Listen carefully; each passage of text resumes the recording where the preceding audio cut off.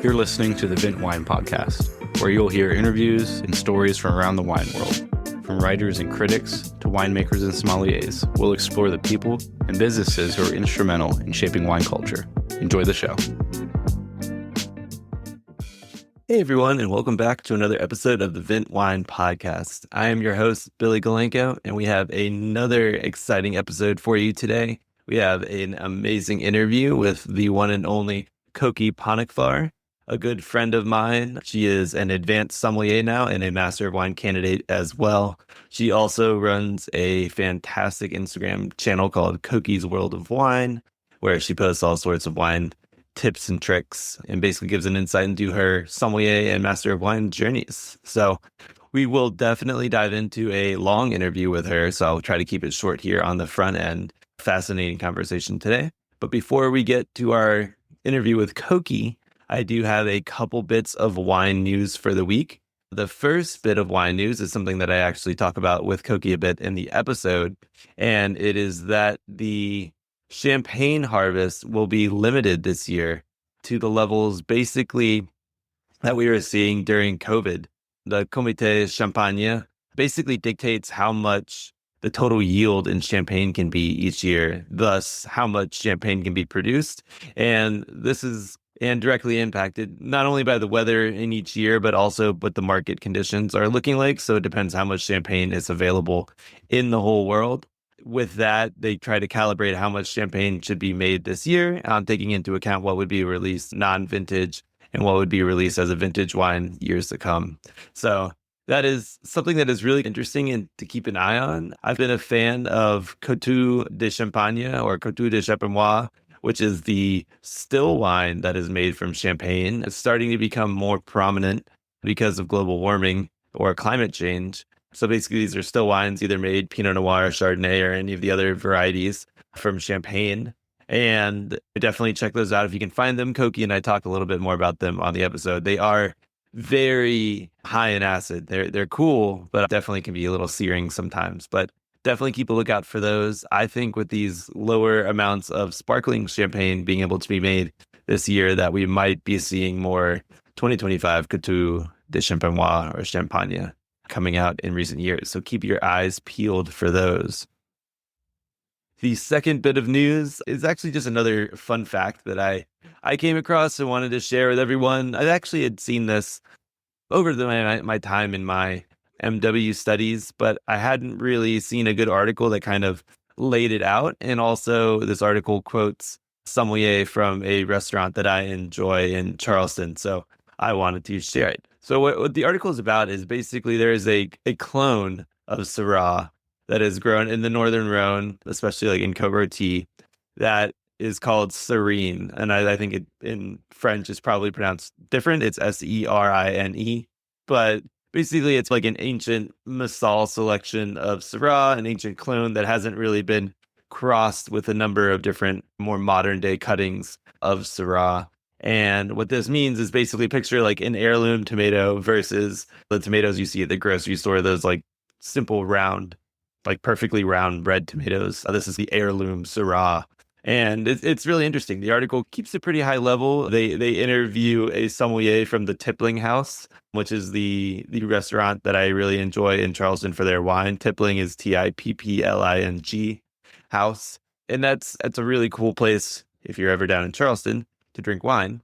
But it's interesting to still think about how Syrah in its homeland has been grown over the course of time, and yet this single variety or this clone of Syrah has been able to stay its own thing and produce its own kind of bunches and in turn its own wine. Here they're saying it's very difficult to tell the difference between a Syrah that is not made with 100% Serene or a large portion of Serene and not. But they're saying the bunches as a whole are a little smaller, the grapes are a little smaller, thus the skin to grape ratio, which impacts flavors and color, is a little different. And they're also noting that the acid seems to be a little higher in the Serene variety. So if you can ever see it on maybe a back label or something on a bottle from the Northern Rhone, it looks like Chapoutier might make one that they label. Maxime Chapoutier also quoted in this article. I would definitely check it out. It sounds really cool. But in the meantime, read more about it on this article. This article is on Wine Searcher, and I think you can find the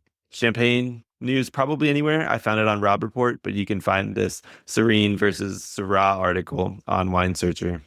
And yes, that is the news for today.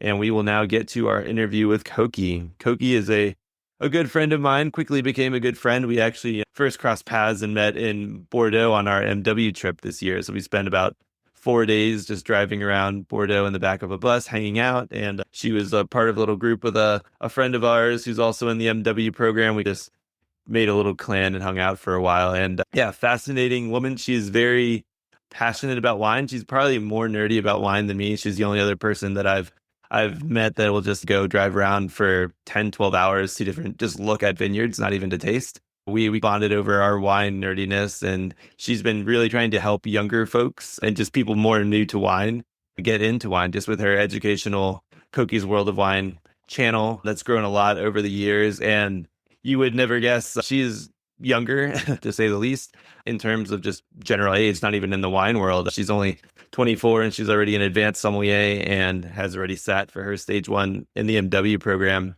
And it's actually interesting. Our wine journeys started about the same time. I was just older than her when we started. So we both have the same kind of wine nerd gene and are out in the same spot in our wine journey. So it was really fun to talk with her. I hope everybody enjoys just hearing kind of her insight, her way of looking at things. And she's really great at taking some of the complexity in wine that I maybe gloss over and really breaking it down and explaining it to everyone. Great conversation with Cokie. I hope everybody enjoys it as much as I did. And now, without further ado, here is wine communicator extraordinaire Kki Pock Far.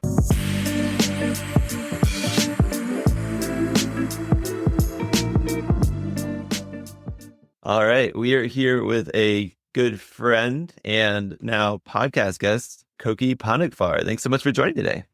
Yeah, thanks for having me.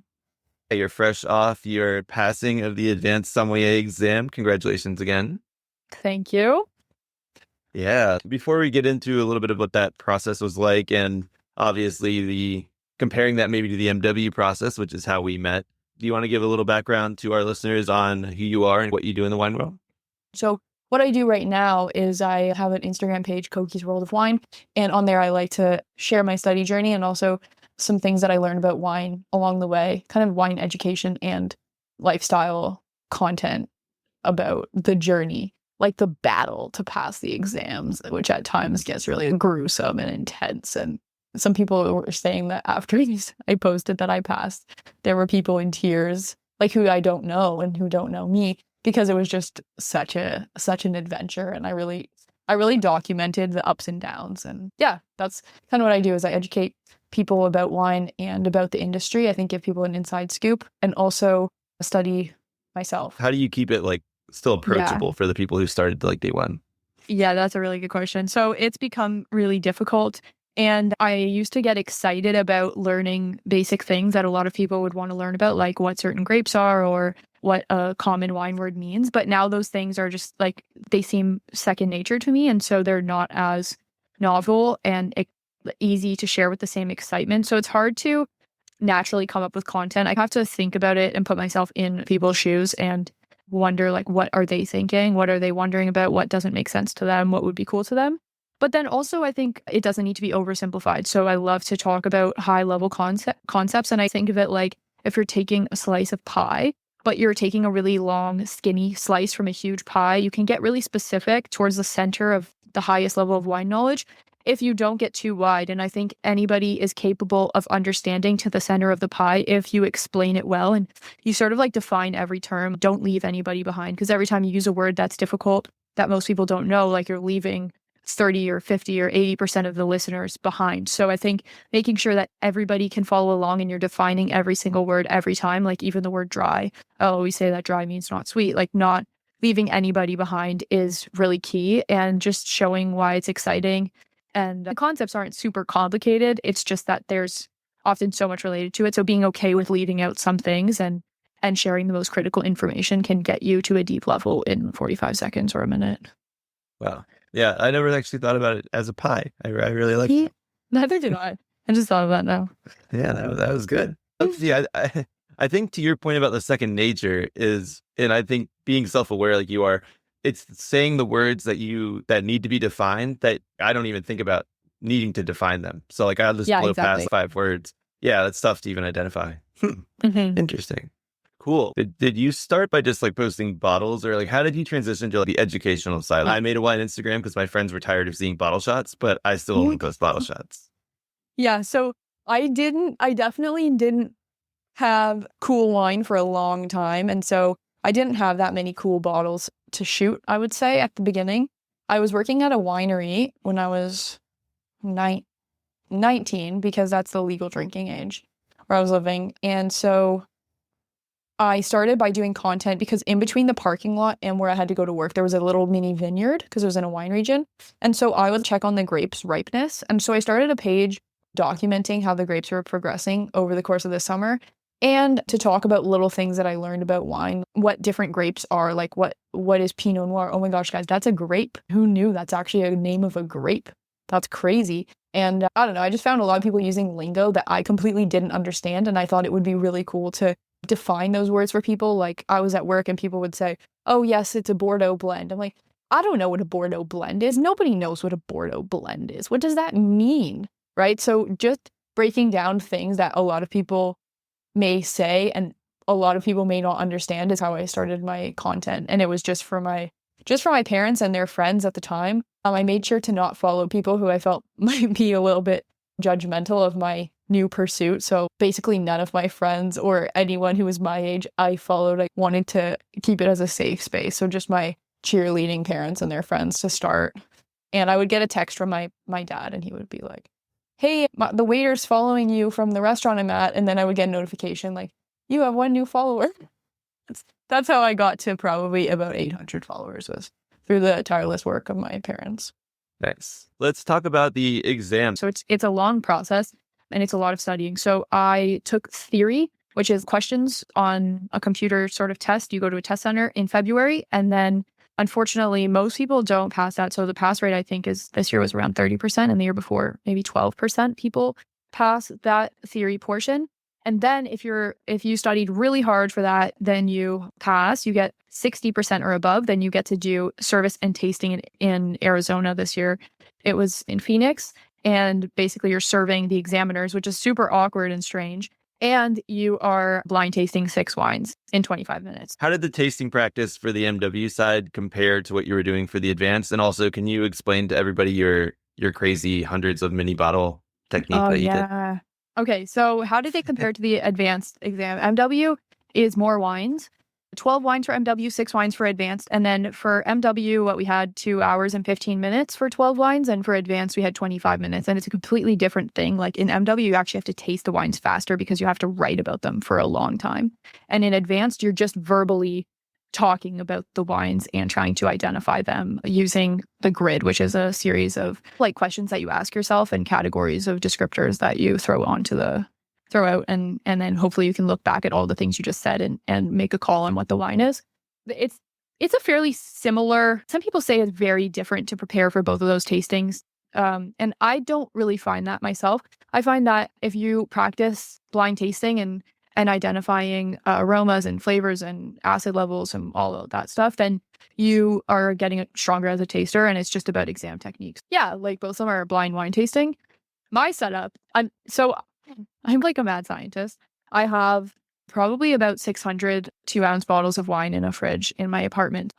This started because I had trouble finding a tasting group in my area. I also travel a lot, and I didn't honestly feel like tasting groups were very inclusive. Just in my experience, I started as a barely legal, really excitable little thing, and I was just so keen to be part of everything, and a lot of groups had been established and they wanted you to have certifications to join their groups, and I just didn't really feel super welcome. So I was like, forget that. I'm going to do my own thing. I want to get really sharp, and I don't want to have to rely on other people to do that. My system is me bottling 2-ounce bottles. So I take every wine that most likely will be in the exam and put them into 2-ounce bottles. And then I have a whole library of wines in my fridge. So I had to get a separate fridge for this. It's like a normal food fridge, but without a freezer. So it's like huge and it's full of wine. So I'll reach in with my eyes closed, grab a bottle, blind taste it, and then guess what it is. If I get it wrong, then I'll get the wine that I guessed,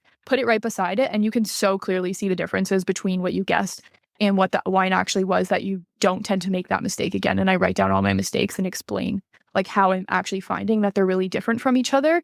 And it made my tasting so strong. And I just did that actually 6 weeks before the exam. I imagine if I keep doing that, it will sharpen me up a lot more. But it's fun because when you are used to studying everything by yourself, you have full control over how much you can taste. And it's often not common to have access to the mistaken wines that you just guessed when you're in a big group. How did you practice for the kind of service portion of it, especially because you don't work in service yourself? Yeah, the service portion, so you literally have to serve the examiners in the advanced exam.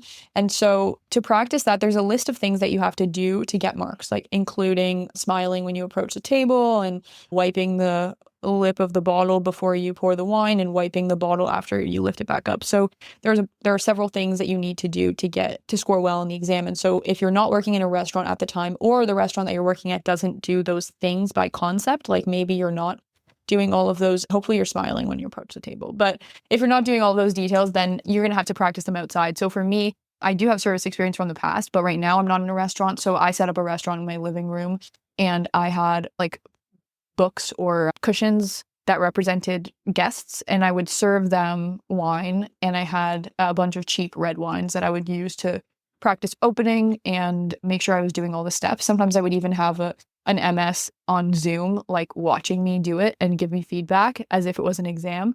So it got pretty real. And in the exam, all of the practice definitely felt like it was paying off. So that strategy worked for me for sure this time.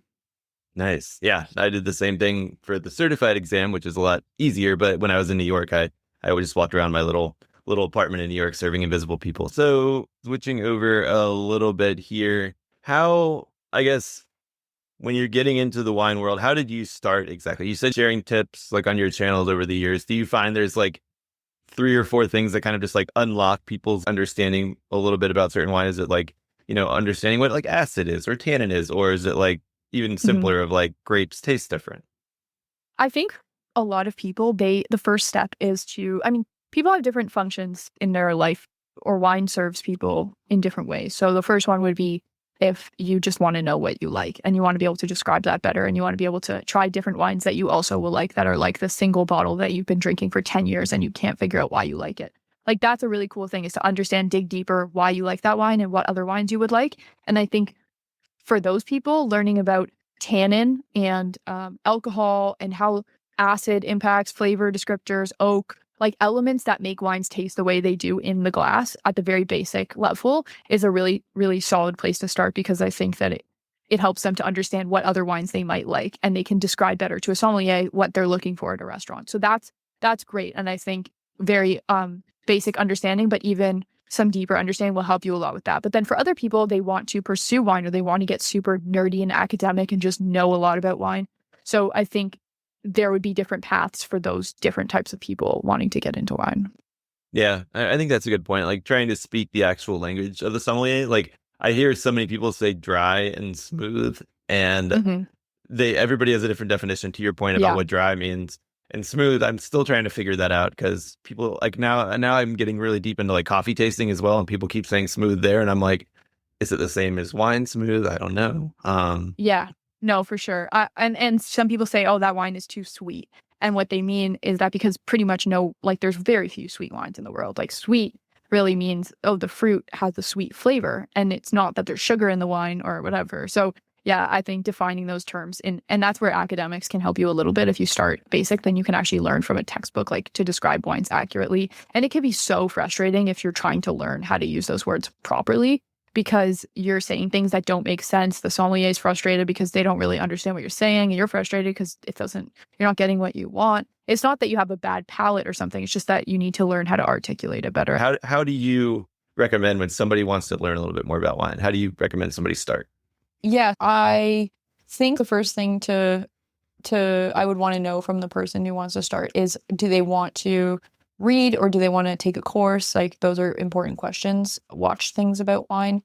And then oftentimes people are looking for a book. I think if you want to read paragraphs, there are certain books. And if you want to look at infographics, there's other books. So for the infographics, Wine Folly is a really great book. That was the first book I had for wine. And they also have a great Instagram page, Madeline runs that. She's really cool. And also for paragraphs, maybe like the World Atlas of Wine, if you really want to get nerdy or if you want to have a reference book, that's an awesome one. In terms of courses, I think that WSET, those are great courses. That's how I started. I did 1 through 4. You did some WSET courses, did you? Yeah, I just did the intro sommelier and then the certified, and then worked my vintage, and then I came back and I skipped straight to 3, WSET 3. Oh, crazy. Yeah, pretty wild. Wow. WSET 3 was tough.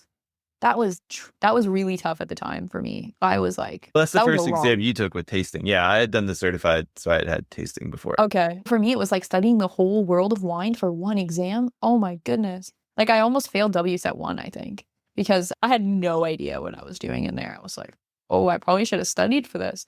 But yeah, so I think that those are good courses. Obviously, if you're a SOM, the CMS courses are really great. But in terms of other content, like there's some great YouTube videos. And also if you do often like watching wine related content, Som TV is like a streaming service for wine.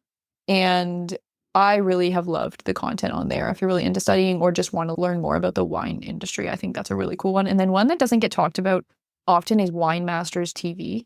And it's a bit of a strange show sometimes that they have, but it's also a streaming service and it goes really deep with a lot of industry experts, and they go through regions, and I hadn't heard about that for a long time, but then once I did, I was super happy to find that. So there's a lot of cool movies too if you just want to casually watch, like Sour Grapes. That one was awesome, about wine fraud. Guys, watch Sour Grapes. Yeah, I agree. I've read so many books. I'm like a wine book nerd, so I tend to start there with people. But yeah, when watching things, we're big Vias for Vino fans here. Vince Anter, shout out to him. He just had a baby. Switching over, if somebody is drinking the same wine all the time, or they've already written off a variety, how do you convince them to move on? So many people hate Chardonnay but love Chablis, but they don't even know it's the same thing. Same thing with in Sauvignon Blanc. Okay, guys, just a little brief note here. Chablis and Chardonnay, how are they related? Okay, Chardonnay is a grape. Chablis is a region. In France. Okay, guys. Chardonnay is grown in every wine region, basically. And often Chardonnay is made in a special way, which is with oak barrels. Whenever you go to wine country, there's like oak barrels everywhere, as tables, as chairs, as everything. That's because they're used in the winemaking process. And they give vanilla, cinnamon, nutmeg, cloves, baking spices, toast, smoke flavors. And often Chardonnay is oaked, giving it those flavors and making it richer. In Chablis, they're doing less of that. So you find a Chardonnay that is actually just linear and tastes not like what you would think to be Chardonnay. And that's why it's a surprise to a lot of people that it is Chardonnay. Sorry, just to... No, that's... It tastes more like Pinot Grigio than it does what you would think Chardonnay does taste like. And that's not a knock on Chablis, because you said in the 5 questions that the Chablis is one of your most underrated regions. But yeah, it's more of a lighter body, lean, but crisp, minerally driven style rather than this like big buttery, potentially sweet thing that people are thinking about maybe in the US. So yeah, and I think being open-minded to things like helps you be a better wine consumer. Instead of saying, I don't like this, maybe be like, I had this wine with a picture of it last time and I really didn't like it. I'm not sure why, but just because you don't like, it's if you go to a city and you don't like your hotel, it doesn't mean the city is a terrible city. It just means that time that you went there, it might not have been the best. But it doesn't mean you shouldn't go back and try again and whatever. So I think being really open-minded can be uncomfortable at times, but can make you more open to having great times in the wine world. So Christian. I love the hotel analogy, because then you could also say, because I even run into this with my wife, maybe we get like an off bottle or something. You could say if you don't even like the room you had in the hotel, just try a different room. It could just be a different bottle in the same case, wine from the same producer. Totally. You could go miles with this. I'm gonna we can write a book. Use that in my next class. Yeah, we'll write a book with Cokie-isms. Oh, cool. So if you're trying to start out, I think that makes sense. Explore. Don't stick to one grape variety. Don't stick to one producer. Try to get out there. And I think to your point, if you can identify like 3 or 4 wines that you do really like, and you go to even just a wine shop person and tell them these are what I like, they'll definitely be able to direct you to more. Yeah. And then once it starts going, it kind of like dovetails out, and you'll have an endless supply of new things to try. Mhm. But if you're trying to start a cellar in your house, or you want to just start aging some wines because everybody says wine's better after 10 years, don't drink it for 5 years. Yeah. What do you recommend people start with if they have limited money and space? Riesling is my answer to that entire question. Riesling, guys, I learned back in the day that Riesling ages well. And before I knew anything about wine, I went to the store and I bought a Riesling and I put in on the label in Sharpie, do not open till 2037. And that was like 20 years away at the time. And I was pretty, like, I haven't opened it. It's still there. It was Riesling. I just learned that Riesling ages well. And it's so true. Sweet Riesling, dry Riesling, it all ages. If you don't know the difference between sweet and dry, it doesn't matter. Get a Riesling. Try to spend like more than you would, like, don't try not to spend like $5 on the bottle. Better if you spend more, it will be higher quality and you will thank yourself later. But if you're spending anywhere above, I don't know, $19 on a bottle of Riesling and you just lay it down and do that kind of thing, like, you've just started your cellar. You're now a wine collector. That's pretty cool. So I started that when I was 17. That was my first bottle. And as you learn more, you'll start to learn what wines age well. But Riesling is pretty much a very safe option. I don't think that there's a Riesling above $20 that will not change, and like usually for the better, almost always for the better, in 2 or 20 years. Honestly, it will probably last longer than you will. I think I'm surprised that you started with a white wine, but I 100% agree. Again, since the first podcast I ever listened to about wine was on German Riesling, I immediately got out. And that was actually something that I was able to convince my friends to start drinking different wines. It was like a 10-year-old, actually about the same time, 2017, a 10-year-old Spätlese from Clemensbusch. And my buddy and I had some before going out to dinner. And he was like, what is this? This is like the nectar of the gods or something. And I was like, this is a 10-year-old Spätlese. And then from then on, I was like, no Spätlese is less than 10 years old. I broke that, obviously. But yeah. Spätlese refers to often like a slightly sweet Riesling. But guys, sweet is not bad. Okay, hate to break it to you, but pretty much all the regions of the world that we know and love now for wine were sweet back in the day. The wines were sweet. So this dry wine craze is a product of honestly, maybe the 21st century, but maybe at the end of the 20th century too. So don't hate on sweet wine because our ancestors all drank it pretty much. Champagne, Barolo, Brunello, although it was like Muscadel back in the day, but champagne, I already said that one. Everything was sweet. I think the new culture of canceling the sweet wines is try to be open-minded to sweet wine. Alcohol has calories, and usually the sweet wines have less alcohol. So you're just like trading alcohol for sweetness. And if you want to drink less, then sweet wine's actually better. It's like the same amount of calories, but you have less alcohol. That's also why I started. I used to love them because I was like, these are only like 9 or 10%. Yeah. And and the reason, like a Spätlese, it literally means like late picked. And that's how they get their more sugar. It's a little riper, but the sugar is there to balance the acid. Without it, it would be too astringent. It's just like when you find a good one, it doesn't taste sweet. It's just perfectly refreshing. Yeah. And there are some regions that generally tend to have sweeter Rieslings and ones that tend to have drier Rieslings, like Alsace, for example. Generally, the Rieslings from there are not going to be sweet. And then if you go to the Mosel Valley, there are a lot more sweet offerings. So if you want a dry Riesling, you don't know wine label language, try Alsace in France for Riesling. Those ones are generally going to be dry. Yeah. And there's a lot of drier ones also coming out of Austria as well. Yeah, absolutely. That are fantastic. And screw caps on Austrian bottles does not mean lower quality, but the screw caps are pretty widespread there. So if you see screw caps, don't run. Well, that's also a good way to differentiate between German and Austrian bottles is the screw caps for a lot of the Austrian bottles have the little flag on top. So if you just see German on the label and you're a little confused, you can check it out and be sure you're getting.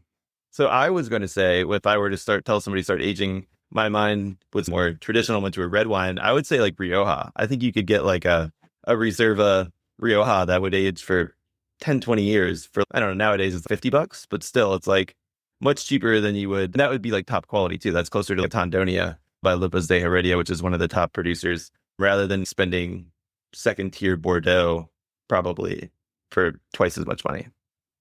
Absolutely. I think that's a solid call. Rioja. Yeah. So over your years, you've lived all over Canada. I guess you just spent time in the UK, Europe. how have you seen, what's your perception of like wine culture in different areas, and what are your experiences drinking in different countries, and how does it vary from your point of view? Yeah, I think that there are a lot of differences. The first difference would be access to wines. In Europe, obviously, they have a lot of access to European wines. And then in the US and previously Canada, there's a lot of access to American wines.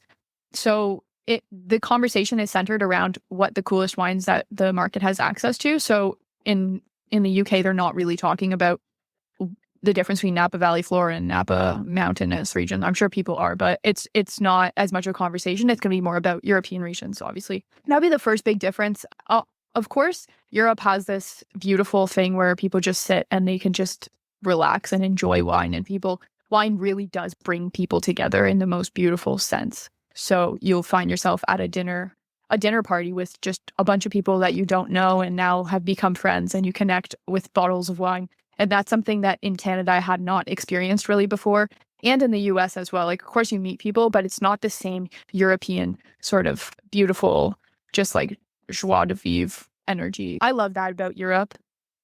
Of course, Europe is so cool because you can fly, you get on a plane for an hour and you can be in pretty much any different culture that you can dream of in the whole continent. So that's maybe 2 hours, but that's really cool. With that said, I think that in North America and in the US, there's this really, really cool culture that is so approachable. And that is something that I did miss when I was in Europe, especially in the UK. Wine is more approachable in North America. People are, at least within the wine industry, I find people are a lot more accepting of new age roles in wine, like what I do, which is on social media. People are more, approachable, and it's not, ooh, like I'm part of the wine trade. Like it's not like that. It's more like, I import wine. Do you want to try some? So I do love that about North America. And in, of course, California has these really epic wines that age super well. And I think they're some of the most underrated wines from around the world, especially in the older vintages. Yeah. So what are some of the fun places you've gone, or interesting? Because you go all over and you get sometimes access to some places that maybe some of our listeners don't always get to. What are some places you've gone in the past year or so? Also, Didn't you drink Sauvignon Blanc with Jessica Sarah Parker or something as well? Oh, yeah. Yeah, I did do that. That was a little, like, that was recently. Sarah Jessica Parker and I did a wine tasting together. That was pretty cool. She has a wine label. So she was doing her blending session with the winemaker of her wine. And I was visiting, like, taking part in the whole magic that makes a final wine blend. So all wines are blends. Basically, you have to blend the different barrels, but different tanks together, even if it's just one grape or from one place. Generally, there's a blend. So you want to make sure that the color of the wine is perfect. Not the actual color, but if you're making a color on a paint palette, you want to add the perfect amount of white and blue and pink and whatever to make your color perfect. So blending is like that. So we were just talking about that. But on that, how did that work? Was it like, because it was funny, like the timing was weird because that was when I had Charlotte Reed on from the New Zealand Wine group. And she was like, oh yeah. And then Sarah Jessica Parker is doing this thing. And I was like, oh, is it with, I was like, oh my God, that's what Kokie's doing. But then I read about it. So she the winemaker's there, does he take notes on like the samples that she blended and then like flies back and like, so he literally brings he brings the samples from New Zealand, and then she and him sit down and I was like a guest, but they definitely were like making the blend. I was just listening, but they talk about the different components and put them together in different proportions and try it. Oh, actually I like more of this one because it has a bit more freshness. I think the wine needs some more freshness. So then they'll add a bit more, and they eventually come up with a percentage that they really, and that will make up the whole wine for that year. So did I answer your question? I forget what your question was. Sorry. No, that was it. No, I was just wondering. You know how blending works. I do, but I was wondering if they were like, if they were like marked, or is he just humoring her and she like makes a general thing and then he takes it back and does what he thinks should be. I was just wondering how specific it was. No, it's pretty specific. She actually has she plays a big role in it, and her palate's pretty amazing. So yeah, it was cool to watch. Like, she doesn't have the same language that we use to describe it because she's not part of the wine industry, but she used a lot of shapes and like hand movements, which sounds weird, but that's exactly how I describe wine a lot of the time. I definitely connected with her on that part, but yeah, they definitely blend it together and discuss sort of stylistic directions. So we met in Bordeaux in March. I feel like then afterward you were going to Burgundy just for pleasure for a bit. Something that I really loved about spending so much time in Europe is making a a group of friends that are younger people in Europe and they're importers or whatever, but they're all from different markets. And so there's this a really cool group that I got to become closer with when I was based in London, and they do trips around Europe, and they're pretty cool trips with pretty epic wine. And we would like just sit by the pool in Burgundy at the hotel and share some of the coolest bottles. And it's a really special thing to be able to share that experience with younger people. And it's something that I think I hadn't really experienced before. It's like people under 30 sitting and drinking great wine. And the access, it's not that everyone has millions of dollars to buy these wines with. It's that if you're in the wine trade, you can often trade your own wine for other cool wines. And it sometimes can be easier to access great wine. That was a really cool experience. And another thing is, you may know Peter Liem. He's a really cool wine writer.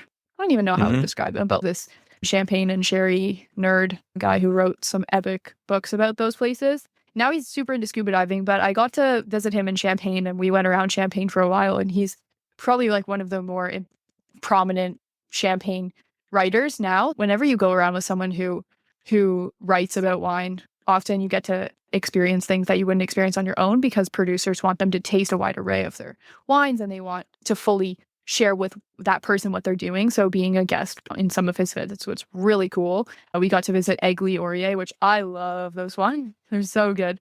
And they make a red wine, which I actually hadn't tasted before, but I got to taste that out of the barrel, which was super cool. And then we got to visit Serene, which is a really cool winery. And then, we tasted 100% Meunier, which is a grapes that they're using in Champagne, but it wasn't super popular back in the day, but it was from 1969. I had Peter Liem on the podcast years ago. I still talk about it. I just thought that was fun. And then your stories are always taking mine and timesing it by like 10, because then you get to actually like hang out with Peter Liem. So like, and then I get to fanboy at your stories, which is what I'm hoping people are doing with my Peter Liem stories. So oh my that's goodness. awesome. Yeah, Peter is so cool. He's so chill and just nerdy. Like, he's just simply excitable and nerdy about wine. So he is definitely an icon. A lot of doors open when you sort of like go with other people who are specialists in a certain area. And that was something that I really got to experience. With that said, I think my most fun wine adventure experiences are from me solo traveling. So and this is a big important thing, right? Yeah, okay. It seems like I get to travel and do all this stuff, but I started in a very simple sense. Like, I started by studying myself. I just got a car. Like, I realized I was scared of Burgundy because it's like this scary place. The wines are so expensive. I don't know anybody there, but it's so important to wine study. So like, how am I going to learn about it? I just rented a car, and I was like, I don't know, 20. I rented a car, and I had an Airbnb in Beaune, which is like the main city or town in Burgundy. And I just drove around with a big like 800-page book on Burgundy. And that's how I learned about Burgundy. And I would stop in the vineyard and I would read that chapter of the book or that section. And I would look and understand the way the stones were. And I think I went to one winery, but I couldn't get a visit at anywhere else. And I still learned so much. I didn't get to taste that much wine because Burgundy is like really tough to get into if you don't know a lot of people. Small quantities of wine, expensive wine, and yeah. So I would urge people, if they want to learn more about wine, like they're beautiful places often where the wine is made. Like, just go and drive around and get the big book about that region while you're there, or bring it with you and read about the famous vineyards when you're there. And honestly, I think it's just as rich or even richer than if you're tasting the best wines there, because the best wines are available all around the world generally. And so the one thing you can't do when you're home is see the vineyards. So I think seeing the vineyards and understanding them and how the mountains affect it, and seeing those mountains, those have been some of my coolest experiences. Yeah, I agree. I think we've touched on it before, but I think preparing before you go to, just trying to get that like little bit of extra background, and then being able to see these things in real life, especially these Burgundy vineyards that are so hallowed. And there's like each region, like AOC is some of our single vineyards. They're so small, and it's so cool to be able to just be like, there it is. And that's been planted and honored for hundreds of years now. So yeah. And you can cover a lot of ground in one day, especially in Europe where you don't have to drive very far. One time I was staying overnight. I was staying in Alsace, which is around the city of Strasbourg, just south of the city of Strasbourg in France. And it was a Sunday, and everything's closed on Sunday. Beware in Europe. It's not going to be a very crazy day if you plan on going to shops and tastings and stuff. It's going to be crickets. So on the Sunday, I was thinking like, what am I going to do? I have visits throughout the week, but I want to see Germany. And Germany was just over the border, like right there. And I hadn't been to the German wine regions before. I wanted to see them, but I only had that one day. So I got up at 4 a.m. I literally left at 4 a.m. And it was June, so it was already bright. It was great.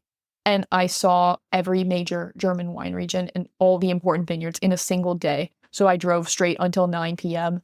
and I laid my eyes on all of the vineyards that I'd studied before. I literally didn't stop driving the whole day. Just stopped to go to the bathroom. That was it. And I would see the major vineyard, lay my eyes on the sundial at Weyland or Sonnenur and keep rolling. And that was it.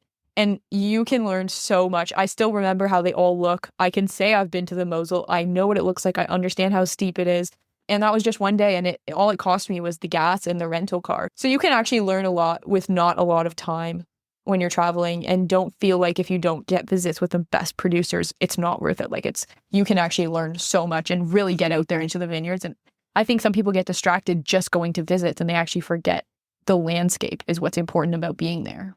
Yeah. Or they do these winery tours where the focus, like they're on like some bus and then they end up like drinking and not spitting at each winery. So by the end, they're not looking out the windows when they're on the bus. They're not actually seeing the region, and then they end up just like wasted by the end of the day. Yeah, like you can drink wine at home. If you're going just to drink wine, then enjoy yourself by all means. But if you're going to study and to learn the region and you really want to take away from that, then yeah, definitely look outside and understand how the steepness of the hills impacts how much sun they get and which direction the best vineyards are facing. And like I was standing in the Grand Cru vineyard in Chablis on this adventure I went on, and it was so hot. I was dripping sweat, like completely dripping sweat. And that's why the Grand Cru vineyard is so desirable, because the grapes get so ripe and they get those bright flavors because it's so hot, because that vineyard faces the sun. So that was a takeaway for me. And I went to the lesser vineyards and they were more bearable to stand in because they weren't as hot. So just little things like that. It's cool. Outside of Chablis and Burgundy, what are some of your favorite regions to visit if somebody's like planning a trip and they want to have a good time, and maybe accessible tastings too, where you don't maybe need to know French? Yeah, Champagne for sure. Champagne, if you're going to Paris, is like a 35-minute train ride from the Paris CDG airport, maybe 40 minutes. And you can just literally get on the train and you're in Champagne right away. You can walk from the main town, Reims, Reims. How they say it. That's not how they say it. That's how I say it when I try to say it like the French people do. Yeah, people always say a bit of French. People say it's always supposed to be like rancid without the id. Rance.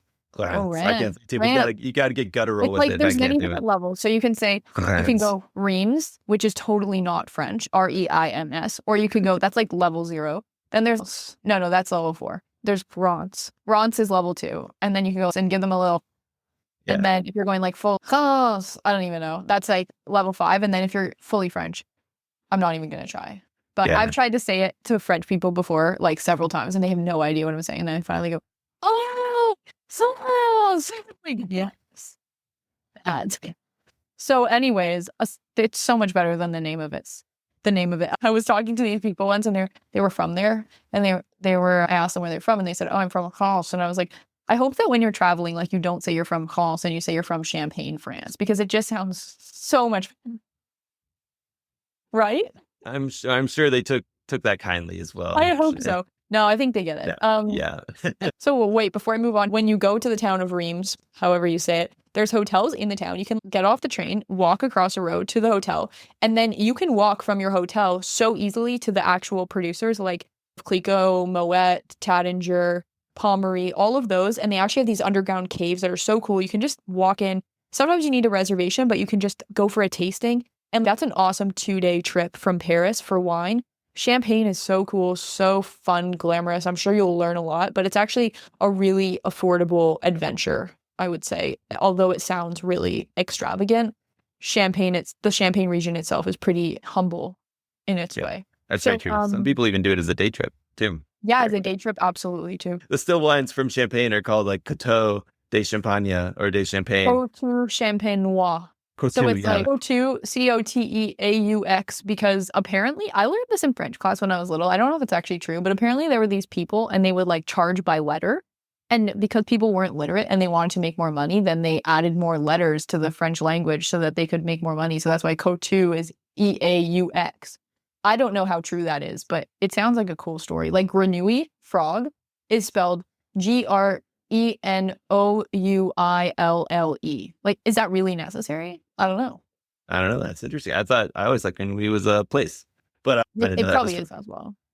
But on the note of the Coteaux de Champagne, the still wines from Champagne, this year the Champagne, like basically the body that oversees Champagne, I don't need to say the formal name, they get to dictate how much Champagne can be made each year and how much people can harvest and actually make into Champagne. This year they set the limits as low as, I think it was like around COVID time. So it's like the lowest it's been in years, even though the vintage is going pretty well. So people are going to have a lot of extra grapes. I think this is going to be a big year for people to create more still wines. So I'm going to keep my eyes out for that for 2025 because they are good. Very cool. Yeah, they are good and they're getting better. They are really expensive generally because a lot of these brands have strong presences, and this is a cool thing that a lot of restaurants want to have in their portfolio and people. But if you get to try them, expect like a linear high acid fresh wine, and they're doing generally Chardonnay and Pinot Noir with another grape called Meunier sometimes as well. And they could be red or white basically. I think they could be rosé too. Yeah, they are very lean. I will say, side note that's loosely related to our Bordeaux trip. I met a good friend of ours who is the cellar master at Colgan in Bordeaux before we went down to Bordeaux, or in Paris before we went down to Bordeaux. Oh, Paris. Okay. Yeah. So we went to go to the, I can't remember what the full name of it, but La Tour, the famous restaurant with the biggest wine list they claim in all of France. No, that's a winery. Oh my gosh. No, it's d'Argent. La Tour d'Argent. Yes, thank you. I can't believe I came up with that. I don't know where it came from. And it was a Sunday, so I don't think they had formal. It is very formal, but they have a sidebar that everybody was like, oh, it's easier to get into. You can just go and do this. So I was like, cool, we'll go to the sidebar. Obviously, they'll have access to the same cellar because it's just above that. Turns out they had a separate wine list just for the bar because it was a Sunday. The main restaurant was closed. They couldn't open the cellar. They had like a special key or something. They're like, no, we can't go down. So they showed us the full book that is like basically thousands of pages of wines just so we could see it. But I was like, why are you just teasing us? And then we had 15 wines to choose from. So we ended up picking a Coteaux de Champagne that was very lean. Yeah. Hold on to the table, guys, if you're going to have a Coteaux Champenois, because the acid is screaming. It's like a roller coaster of acid. And I'm a high acid guy, and I was still like, this is a little lean. It's quite lean. But yeah, not this year. 2025 Coteaux, keep a lookout for them. They're going to be great. Yeah, like in warm years, they'll be less lean, but still lean. Awesome. They're lean because it's cold, by the way, guys. It's up north. It's far north. It is cool. We're getting closer here on time. What do you have on the horizon for this year aside from studying? Do you have any trips? Are you going to be bi-continental living again? Or are you going to be posted up in Canada? Yeah, I'm going to be spending some time in France. I'm actually waiting to get a French visa so that I can work and spend more time there, because I am hopefully going to be doing harvest in Burgundy this year. With William, right? William Kelly? Yeah, that's the plan. I almost have secured my visa. So once that's the case, then it's definitely happening. But I don't want to jinx it. But yeah, William Kelly is making wine in Burgundy, and that should be pretty fun to be part of. Always love to take part in harvest because you learn so much about winemaking and you meet a lot of cool people, back to the younger people in Europe sort of concept. So that, and then I have a sort of softly planned trip to New Zealand in November, which would be really cool. I haven't visited New Zealand before. Yeah, I think that would be epic. And I'm really trying to scale back my travels for the next year so that I can focus more on the exam studying, because at this point it's a lot of theoretical stuff, which you just need to spend time in the books. And I don't know, real world learning is always helpful. And I'll probably end up going to a few more fun trips than I think I will right now, because sometimes they just sound so fun. But yeah, I'm gonna try to just focus on the studies and the maps and learning. But yeah, nice. That's the plan. Cokie, thank you so much for all the time today. Yeah, this was awesome. Thanks for having me. It's really nice to catch up and not have to talk in a loud bus full of crazy MW students in Bordeaux. Outside of just studying chat as well. That's been nice. Yeah, lots of study chat. You're right. Which hopefully will continue. We'll be good when we're studying. But yeah, thanks for having me. This was super fun.